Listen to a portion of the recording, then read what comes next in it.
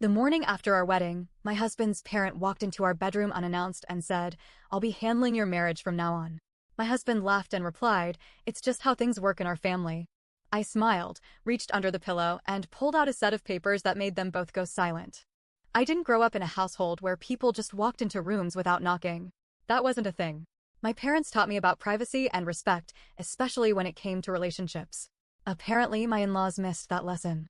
I married my husband, Luke 29 male, after dating him for 2 years. I won't lie, I noticed his family was intense early on, but I thought it was just overprotectiveness. I ignored the little things. The way his mother, Mary, always spoke for him. The way his father, Richard, seemed to expect total obedience. The way Luke always caved to them without a fight. I made excuses. He's just used to them being involved. It's just how their family is. It won't affect our marriage. It affected our marriage.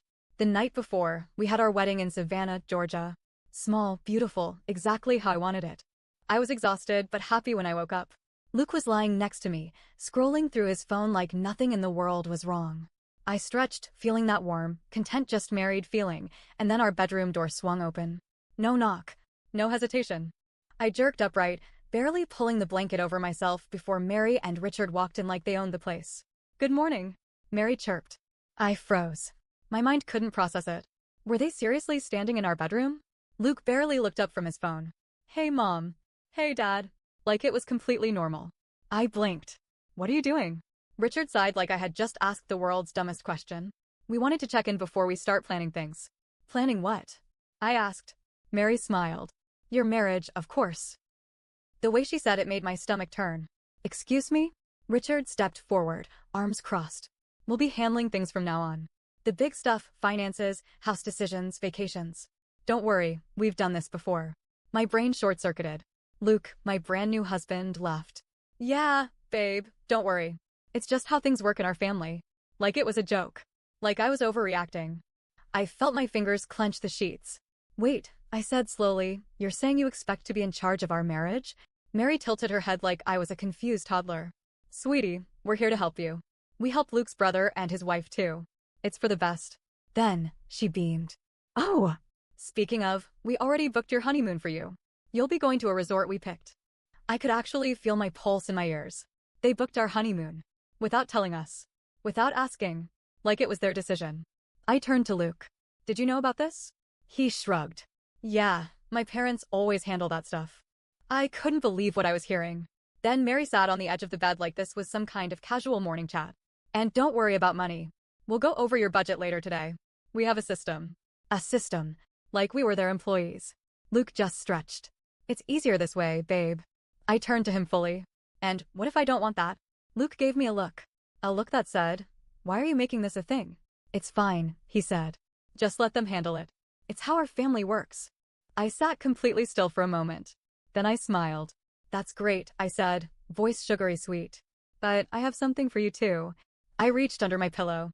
Luke barely had time to react before I pulled out a thick set of papers. I watched Mary's expression change instantly. Richard frowned.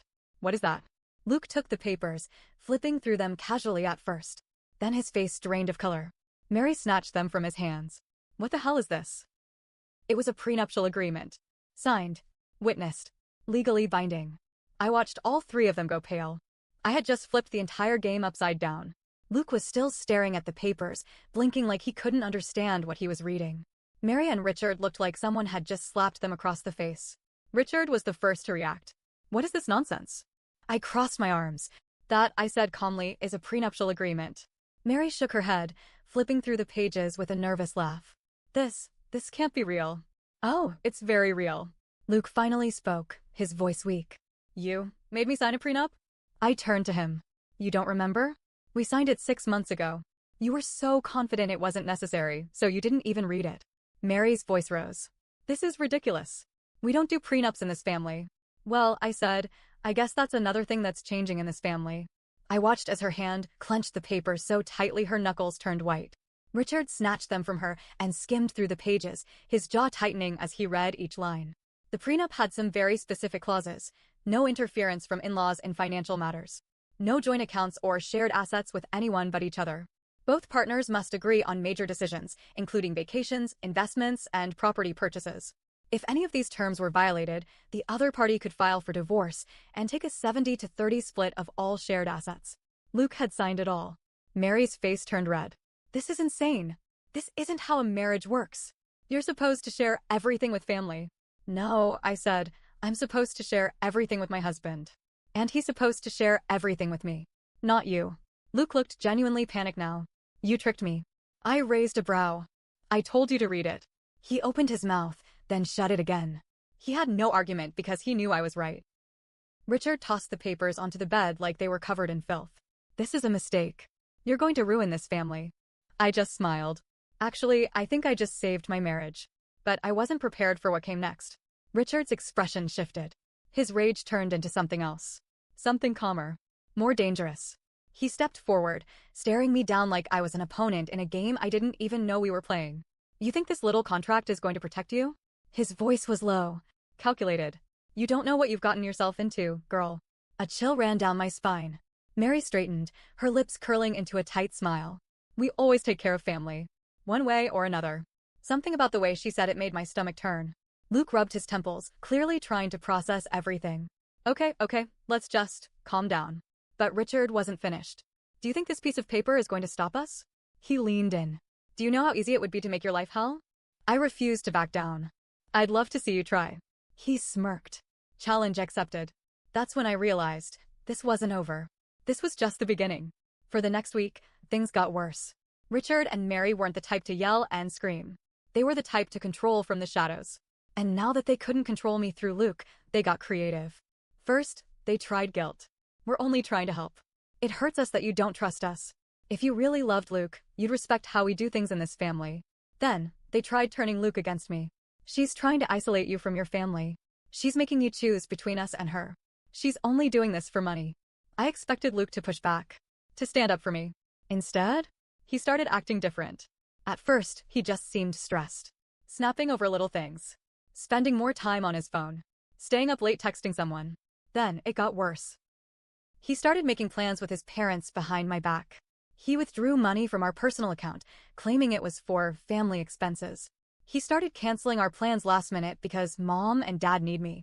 And then, one night, I caught him whispering on the phone in the living room. I stayed quiet, listening from around the corner. Luke, I know. I just need more time.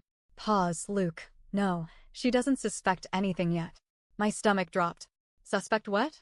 The next morning, I checked our bank account. $5,000 was missing. I confronted Luke. Where's the money? He froze. I had to loan it to my parents. I stared at him. Are you serious? He sighed. Babe, it's not a big deal. They needed help. He violated the prenup. I looked him dead in the eye. You know what this means, right?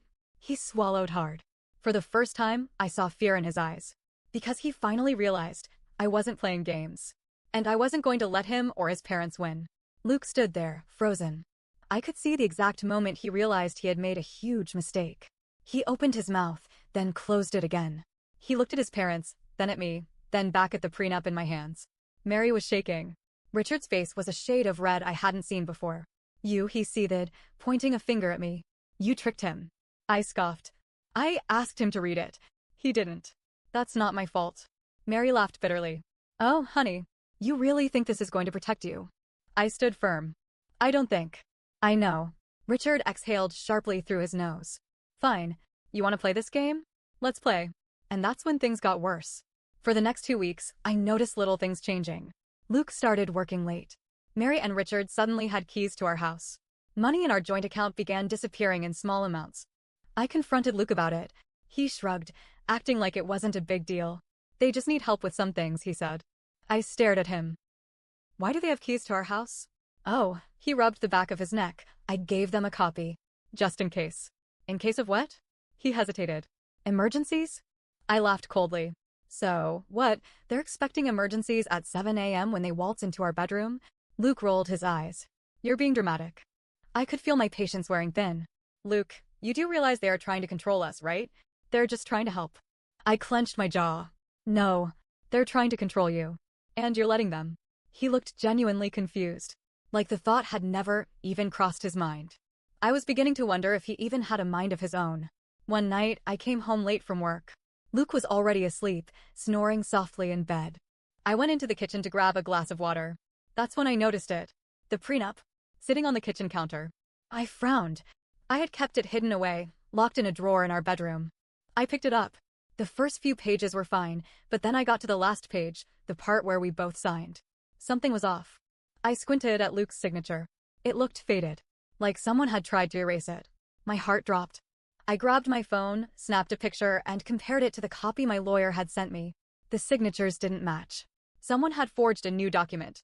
I spun around, heart pounding. Luke was still asleep in the bedroom, which meant it wasn't him.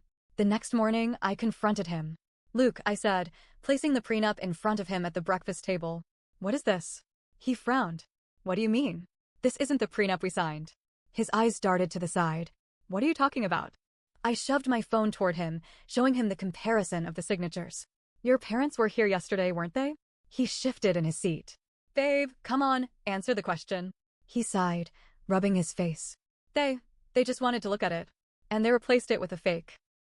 He hesitated just a second too long. I stood up so fast my chair scraped against the floor. "You knew. It's not a big deal," he snapped. Not a big deal?"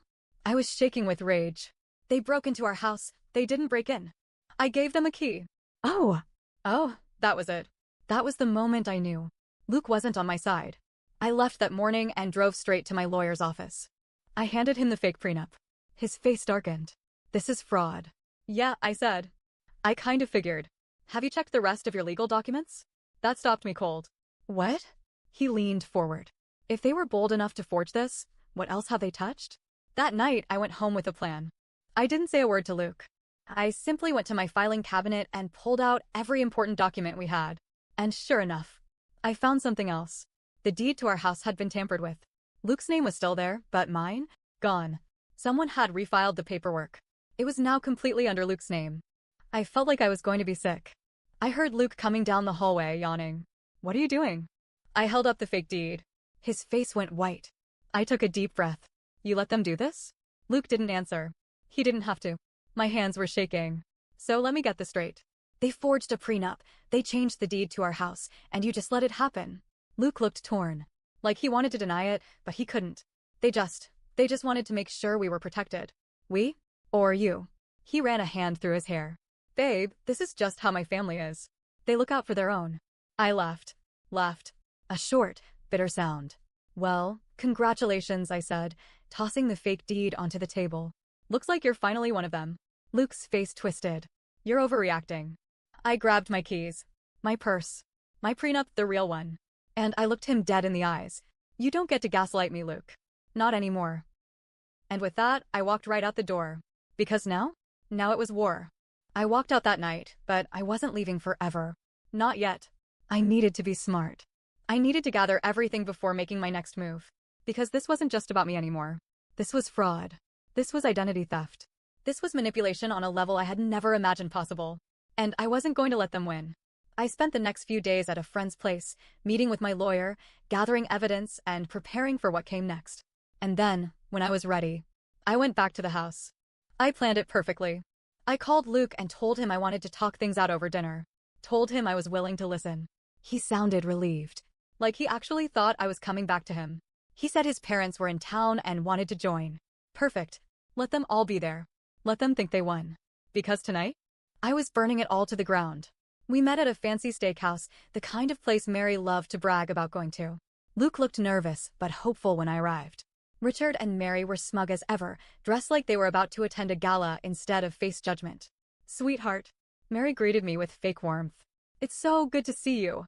We were just talking about how proud we are of Luke for stepping up as a husband." I smiled. "Oh, I bet you were." I sat down. The waiter poured wine. The atmosphere was thick with tension. Luke reached for my hand. "I'm glad you're here." I let him hold it. For a second. Just long enough to let him think I was still his. Then, I pulled away. And placed a thick folder on the table. Mary's smile froze. Richard's fingers tightened around his fork. Luke swallowed hard. "What's that?" I leaned forward. "Oh, just a little collection of documents I put together." I slid it toward Luke. "Go ahead. Take a look." He hesitated. Opened it. His face drained of color. Because inside was everything. The original prenup with his signature. The forged prenup with the mismatched signature. The title transfer they tried to pull behind my back. The bank statements showing the missing money. Everything. In black and white. Mary snapped the folder closed. This is ridiculous. I smiled. Is it? She turned to Luke. You're not going to sit here and let her attack us, are you? Luke looked like he wanted to crawl under the table and die.